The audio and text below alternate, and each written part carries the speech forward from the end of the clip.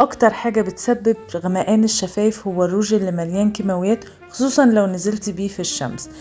احنا في بيب بنعمل روج من الكركديه، دي بودرة كركديه، طحنت الكركديه كويس جدا لحد ما بقى بودرة ناعمة، وبزود له زيت جوجوبا عشان يرطب الشفايف ويغذيها، وبحط هنا بي واكس او شمع العسل النحل، وبختار ما بين زبدة الشيا البيضة والصفرة، بس الروج ده انا عايزاه يبقى مدي على طوبي، فبستخدم زبدة الشيا الصفرة عشان تغير لي في لون الكركديه شوية وتخليه مدي على اللون الطوبي او المارون.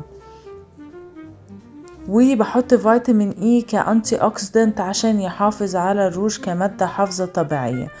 وبحب احط بيبرمنت عشان ينفخ الشفايف حبة ويديها شكل منفوخ. وبسخن كل ده على النار لحد ما يسيحوا كلهم في بعض، واول ما يبتدي يغلي بقلبه كده واشوف قوامه خلاص كل الحاجات اتمزجت مع بعض كويس، ارفعه من على النار الهادية قوي وابتدي اصبه واسيبه يبرد بشكل طبيعي جدا. وبيبقى فيه عبوتين، العبوة المدورة دي بتنفع روج وبلاشر كمان، والعبوة اللي هي الليبستيك بتبقى ليبستيك، فغالب الوقت ممكن تستخدميه بلاشر لو في شنطتك.